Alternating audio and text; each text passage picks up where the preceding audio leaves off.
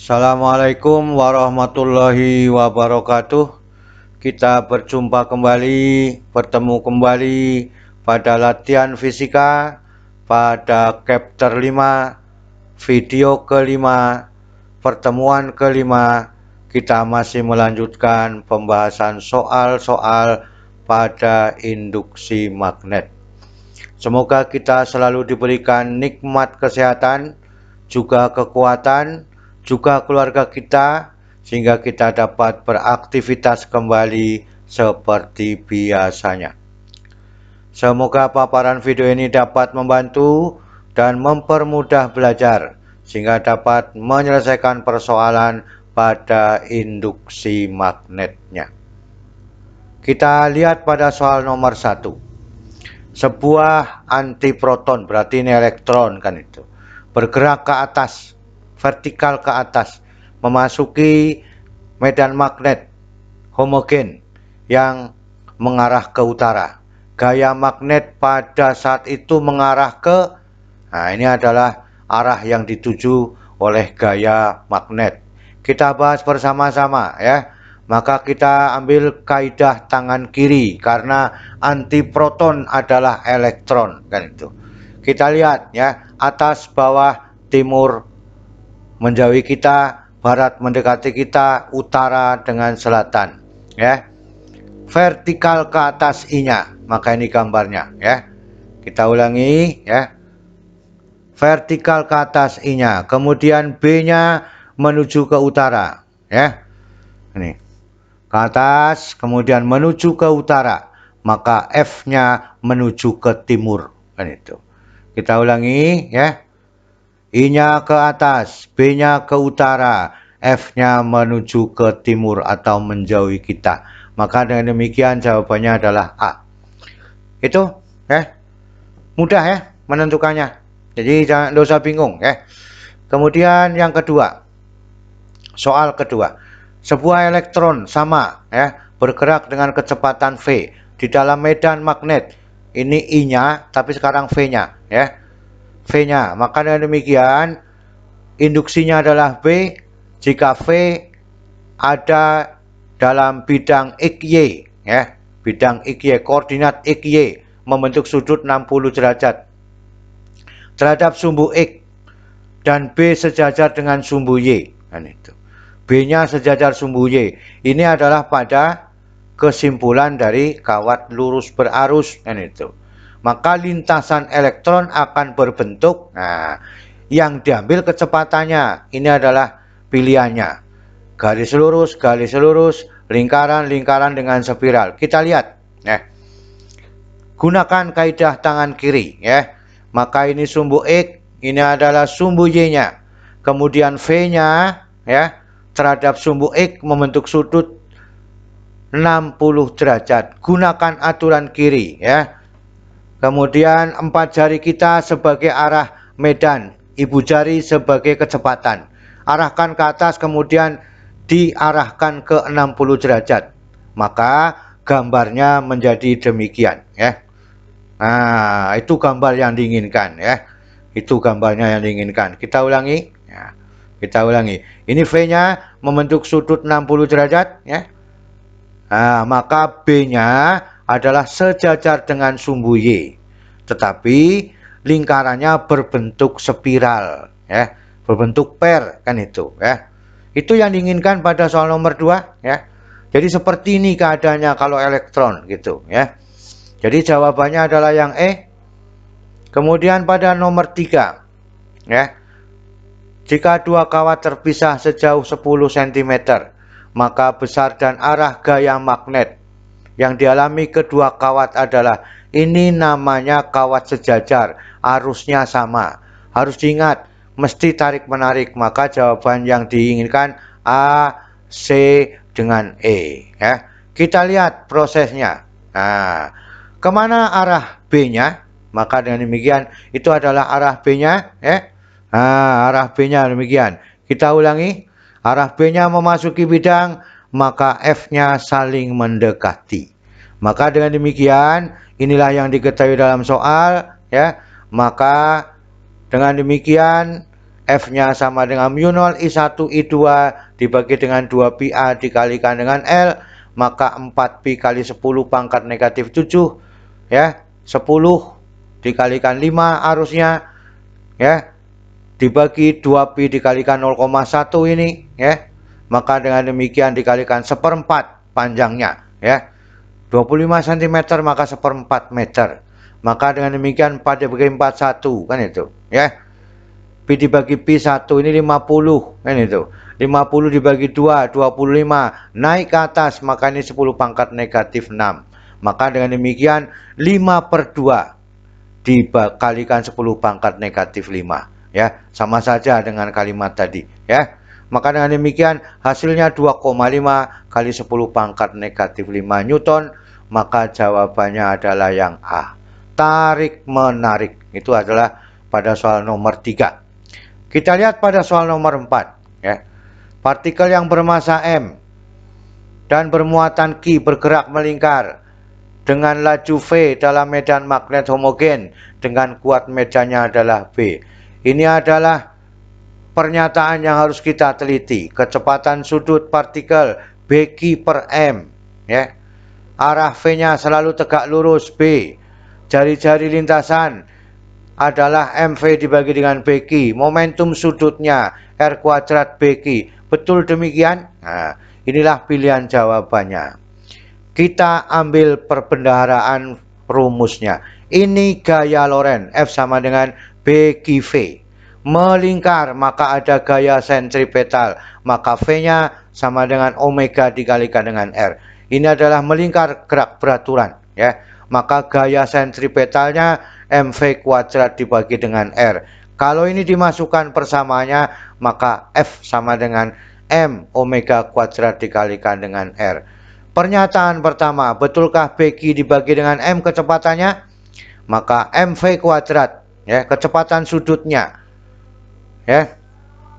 MV kuadrat dibagi dengan R ya, sama dengan BQV, maka persamaannya adalah siapa? Ini diambil 1 ya, maka tinggal V, maka omega dikalikan R dibagi R, maka adalah omega sama dengan BQ dibagi dengan M. R dibagi R 1, omega sama dengan BQ dibagi dengan M.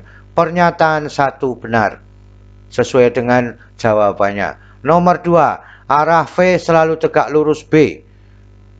I tegak lurus B, tegak lurus F, maka ini contoh gambarnya ya. Itu ya. Nah, itu yang diinginkan seperti itu ya. Maka pernyataannya benar nomor 2. Nomor 3, pernyataan 3, jari-jari lintasan MV dibagi dengan BQ ya. MV kuadrat dibagi dengan R sama dengan BQV persamanya dari sini ya. Maka ini boleh diambil V-nya, masih ada V, maka dengan demikian ya, MV per R sama dengan BQ, maka R-nya sama dengan MV dibagi dengan BQ. Pernyataan dengan jawaban sesuai juga benar. Nomor 4 ya, momentum sudut R kuadrat BQ ya. Maka dengan demikian L sama dengan I omega. Ini namanya momentum sudut. Momen inersia dikalikan kecepatan sudutnya. Momen inersia MR dikuadratkan BQ dibagi dengan M. Mana tadi? Ini BQ dibagi dengan M. Itu. Maka persamanya menjadi R kuadrat BQ. Maka pernyataan dengan jawaban sesuai juga benar. Maka jawabannya adalah yang E. Paham ya? Nah, harus bisa menggabungkan persamaan ini ya. Melingkar ada gaya sentripetal, ada kecepatan sudut, dan seterusnya. Dan itu. Ya. Jadi jawabannya nomor 5. Nah, nomor 5. Sebuah partikel bermuatan titik 0,04 kolom bergerak sejajar dengan kawat berarus 10 ampere ya. Jadi ada kawat, ada muatan kan itu. Jika jarak partikel dan kawat 5 cm, laju kecepatan partikel 5 meter per sekon, maka gaya yang dialami berapa mikrokolom. Jadi magnetnya dari kawat lurus berarus ya. Ini adalah pilihannya. Maka dengan demikian G-nya 0,04 kolom, I-nya 10 ampere, V-nya sama dengan 5 meter per sekon, ya. L sama dengan 5 cm, A-nya 5 cm, ya. Berapakah F-nya? Ada B-nya di sini karena ada kawat lurus, ya. Maka dengan demikian F sama dengan B V. B-nya pada kawat lurus, maka mu0 I dibagi 2 pi A. Maka persamaannya adalah diganti B-nya. mu0 I dibagi 2 pi A, G dikalikan V. Maka dengan demikian dimasukkan angkanya ini, ya. Ya, dimasukkan 4 pi kali 10 pangkat negatif 7 dikalikan 10 dibagi 2 pi kali 0,05 dikalikan 0,2 ini, ya. Boleh demikian, ya. Dikalikan 0,2, maka hasilnya yang depan ini 2 kali 10 pangkat negatif 4. Kan itu. 2 kali 10 pangkat negatif 4. Dikalikan 0,04. Kan itu. Ya. Maka dengan demikian hasilnya adalah 8 kali 10 pangkat negatif 6 Newton. Negatif 6 adalah mikro. Maka 8 mikro Newton. Jadi jawabannya adalah yang E, ya. Itu caranya, ya. Ada gabungan dengan kawat, maka ada mu0 I dibagi 2 pi A. Soal nomor 6. Kumparan berbentuk segi 4 dengan panjang 12 cm dan lebar 10 cm, terdiri atas 40 lilitan dan memiliki arus 2 ampere. Kumparan menghasilkan medan magnet 0,25 Tesla. Besar torsi pada magnet. Jadi di magnet juga ada torsi, ya. Jadi tidak usah khawatir, torsi sama-sama satuannya Newton meter, ya. Itu pada keseimbangan juga sama, keseimbangan benda tegar.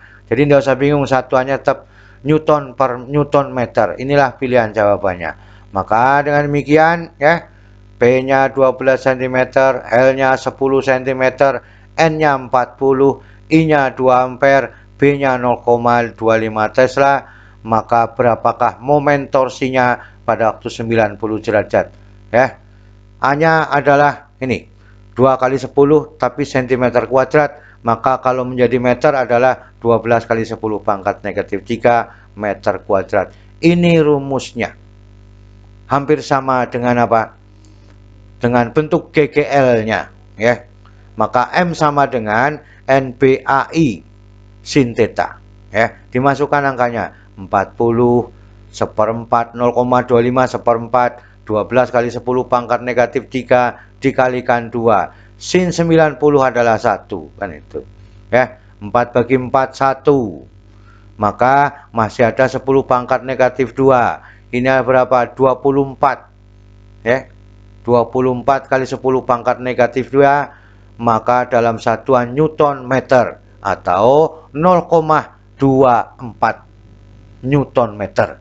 Nah, inilah yang disebut sebagai bentuk pada induksi elektromagnetik, ya. Ini. Nah, itu yang kita inginkan seperti itu, ya.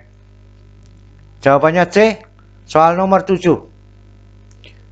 Sebuah partikel yang mempunyai massa 200 mg dan membawa muatan 2 kali 10 pangkat negatif 8 kolom ditempatkan tegak lurus dan horizontal pada medan magnet serba sama dengan kelajuan 5 kali 10 pangkat 4, ya, meter per sekon. Jika partikel tidak berubah arah, maka kerapatan flux magnet, berarti B-nya yang dicari. Satuannya apa? Weber per meter kuadrat, kan itu. Jadi kerapatan flux magnet sama saja induksi magnetnya. Nah, itu. Ini adalah pilihan jawabannya, ya. Maka yang diketahui dalam soal ini, ya, 200 mg, ya. Ini adalah 2 kali 10 pangkat negatif 8. F sama dengan mg, gaya berat karena ada masanya. Kemudian F sama dengan BQV. Maka dengan demikian BQV sama dengan mg. Yang dicari adalah B-nya. Maka dengan demikian B sama dengan mg dibagi QV-nya. Ini 200. Ini mili 10 pangkat negatif 3. Gram ke kilo 10 pangkat negatif 3. Dikalikan 10 dibagi dengan 2 kali 10 pangkat negatif 8 ya, dikalikan 5 kali 10 pangkat negatif 4. Itu ketemunya 2 ya. 2 ini pangkatnya adalah 10 pangkat negatif 8, 10 pangkat negatif 8 dibagi ya. Maka ketemunya adalah 2 Weber per meter dikuadratkan. Paham ya? Dihitung bilangan pangkatnya dengan baik ya. Maka ketemunya seperti ini ya. Itu jawabannya jadi C ya, yang sesuai. Nomor 8. Sebuah partikel bermuatan listrik dilepas dari keadaan diam pada suatu daerah yang dipengaruhi medan listrik dan medan magnet ternyata membentuk lintasan lurus. Maka ini adalah seluruh pilihannya. Medan magnet lebih kecil daripada medan listrik. Medan magnet lebih besar daripada medan listrik. Arah medan magnet sama dengan medan listrik. Ya. Arah medan magnet paralel terhadap medan listrik. Ya. Arah medan listrik tegak lurus. Ya. Nah, sekarang kita lihat. Ya. Pada partikel mengalami gaya listrik dan gaya magnet. Kan itu. Ada medan magnet berarti ada gaya listrik. Ada medan magnet berarti ada gaya Lorentz. Maka dengan demikian gaya magnetnya F sama dengan B Q V. Itu. Gaya listriknya sama dengan F dikali sama dengan F. F sama dengan Q kali E. Kan itu. Sama-sama berbanding ya. Sama-sama sebanding. Maka dengan demikian QE sama dengan B Q V. Q dibagi Q1, maka E sama dengan B dikalikan dengan V. Ini pada cahaya namanya E sama dengan C kali B, cahaya ya. Maka dengan demikian kuat medan listrik lebih besar daripada kuat medan magnetnya. Atau B-nya lebih kecil daripada E-nya. Jadi jawabannya bahwa kuat medan listrik berbanding dengan kuat medan magnet dan kecepatannya. Maka jawabannya adalah yang A, lebih kecil. Itu ya. Ini cara membuktikannya ya. Itulah soal nomor 1 sampai soal nomor 8 ya. Semoga kita menemukan banyak kesimpulan untuk memudahkan mengerjakan soalnya. Pada induksi magnet, selalu semangat belajar bahwa fisika asik dan mudah. Terima kasih. Wassalamualaikum warahmatullahi wabarakatuh.